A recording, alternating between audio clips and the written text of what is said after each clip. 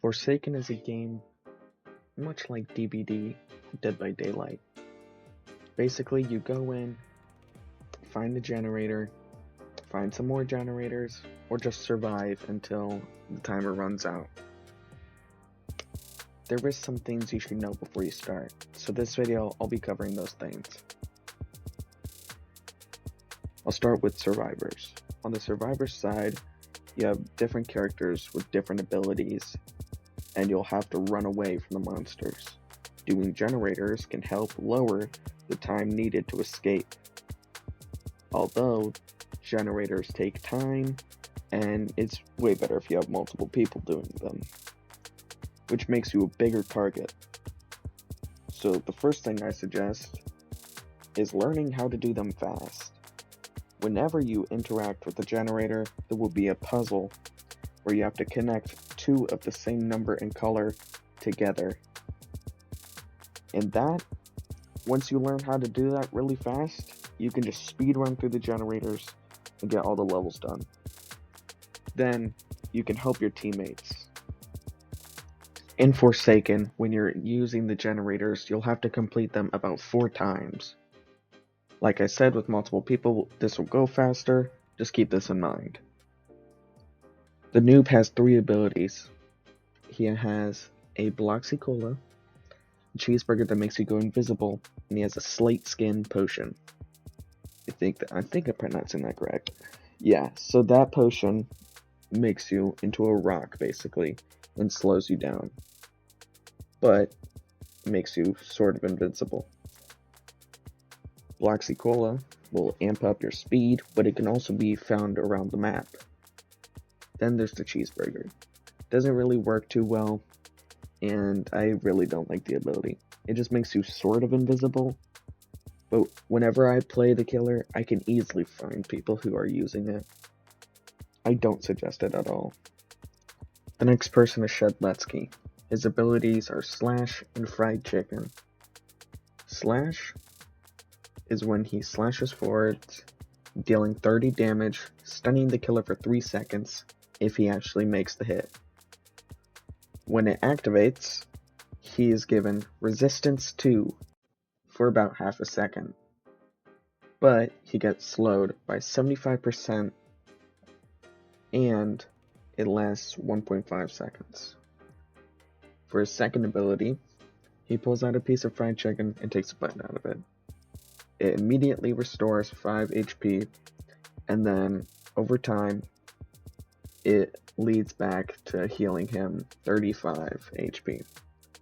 If he gets hit during it, the regeneration is cancelled, and it only has 2 charges before it's gone. The next character is Two Time. He has a passive ability, which if he deals enough damage to the killer, he can respawn. He needs to use this with the Sacrificial Dagger ability. He can also crouch around the map and become semi-invisible. To plant the spawn point, you need to use the Ritual ability, and then you're good to go. The next person is Elliot.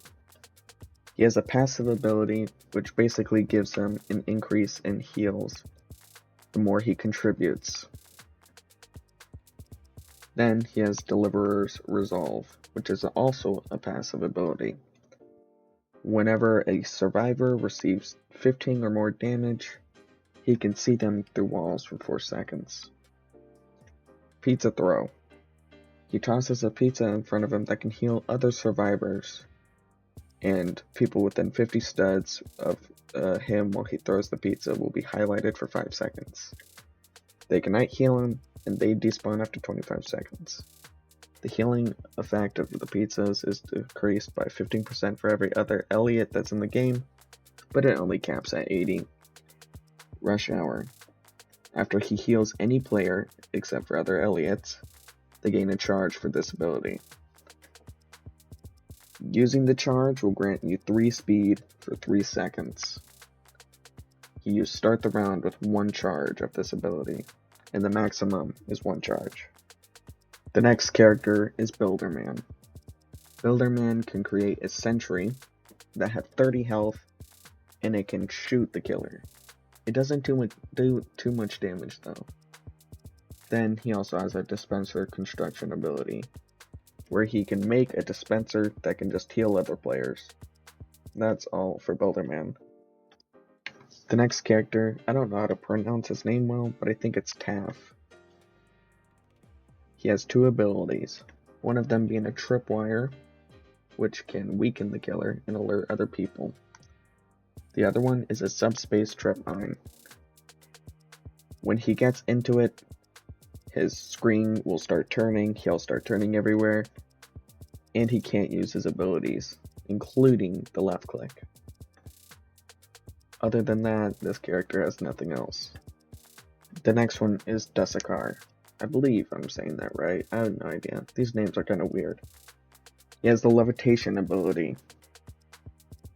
So he just doesn't have walk sounds, and that's completely it.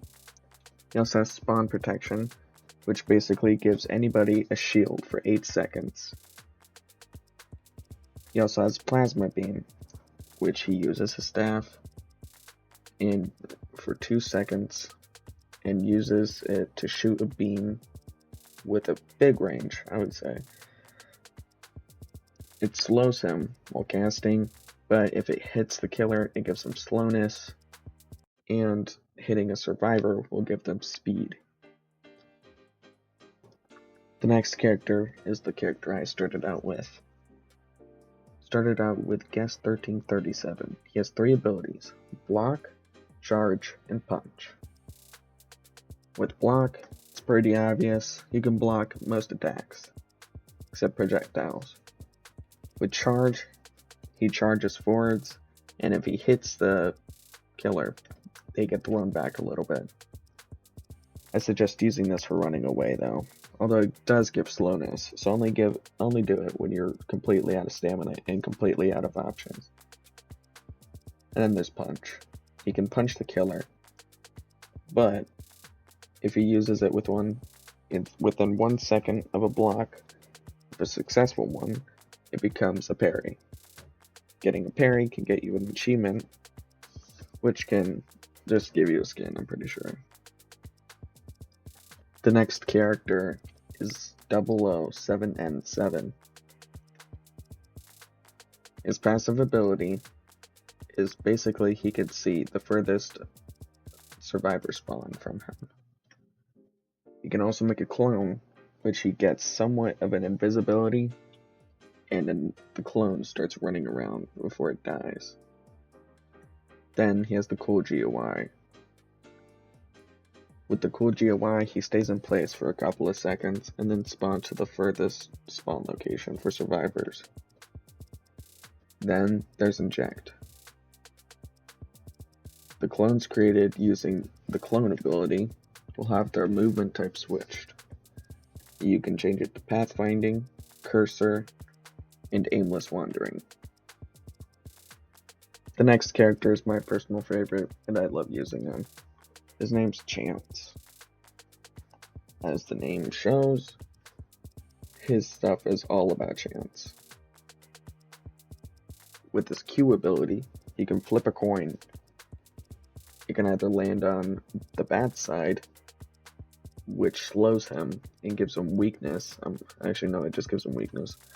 Then, if it lands on the upside, he can get his one-shot and re-roll ability. If you get both of those 3 times, you can get Hat Fix. And by using it, all the weaknesses you have from getting the other things instantly get lost. Reroll basically changes the value of his max health. With one shot, which is your pistol, there is a slight chance your pistol can explode on you, which can hurt you. It deals 45 damage. But if you hit the killer, it can deal damage, and it can also stun them. The next side is the killer side. With the killers, you'll start off with one named Jason. Jason, as in Jason Voorhees, has a couple of skins, but you'll start off with the regular one. He has a passive ability, which basically means his terror radius, like in Dead by Daylight, when you're near a monster you can hear music. With his, it's lowered. He also has the slash ability, which is just his left click. Is the behead ability, which if he kills someone with it, there's a special animation where, well, they get beheaded. If not, they just take some damage.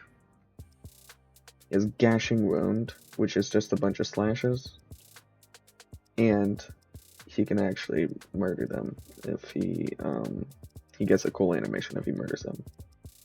Then there's Raging Pace. When he uses it, his speed gets lowered to 19.5 for about 14 seconds. And the nearest survivor is revealed to him. He can attack them while in it. He becomes immune to stuns, has no sprinting, and his stamina becomes capped at 70 for about 6.5 seconds. The next character is the one I use. Cool Kid. He has 4 abilities. The first one is his punch. Just basic. Left click, and you just attack. Then he has Corrupt Nature, which he throws a brick, and it can go through walls and hit survivors. But you actually have to aim with it, it doesn't go straight ahead of you. Then, there's Walk Speed Override, which you basically hover and fly towards the person at an okay speed. If you miss them, although, you will keep on going until you hit a wall, or until you left click, I'm pretty sure, to step out of it. Doesn't always work though.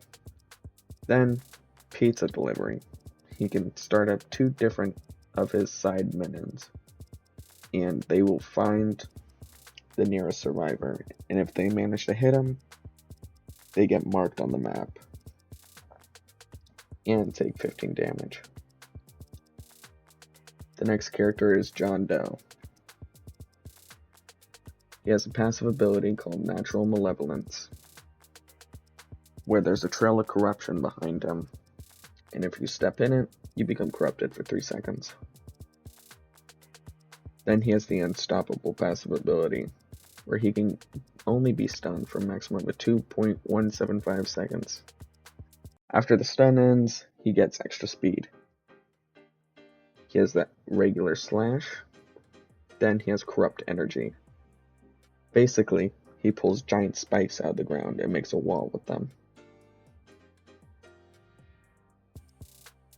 Then he has Digital Footprint, where he stomps on the ground 3 times, making a shadow underneath him as a trap.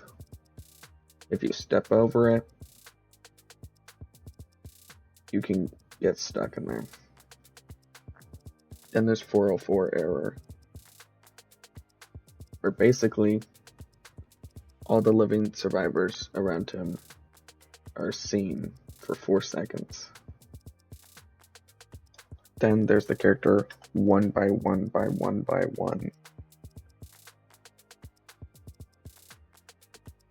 With his slash ability, it's just regular. Mass Infection, basically he throws his swords out, except it's like after images of swords. And if you get hit, you take damage. He has Entanglement, which he throws his 2 swords, which have a lifetime of 10 seconds. And if it hits a survivor, it deals 10 damage, and he gains 2 speed. It also shows their aura. Unstable Eye. It's revealing all of the auras of the living survivors near them, and applies speed to him, but also applies blindness. Then there's Rejuvenate the Rhine. He can take up corpses and turn them into zombies. That was all the characters and their abilities. The game is pretty fun, so there's some strategies and some things you should definitely learn. I'll go over just a few of them. When you're playing the game, you don't always have to head straight for the enemy, get their attention, and try to murder them with your abilities. You're not going to ever do that, pretty much. It's going to be really rare. The enemy's going to have to be AFK, and you're going to have to be shanking them the entire game as one of the characters. Instead, you should learn how to hide. Hiding in the game is also affected by skins. Most of the regular skins are okay. I recommend using like Toph if you're going to be hiding the entire game. People do have abilities, like I just said, that can find you either way. Such as if you're the last survivor standing. There is no ability for that. You just instantly become watched. Your aura is revealed to the killer, and the killer's aura is revealed to you. Then, you will have to run. Like you've never ran before. 9 times out of 10, just gonna say, you're probably gonna die if you're the last man standing. You're gonna have like a minute and 10 seconds left, and you're gonna have to run from him. So on the off chance you do, good for you, because not many people can do that. There's also the matter of juking in the game. With juking, which is a giant part, you can basically slow them down, get around them. There's nothing to vault like in DBD or Dead by Daylight. There's nothing like that. Simply go around them or use an ability.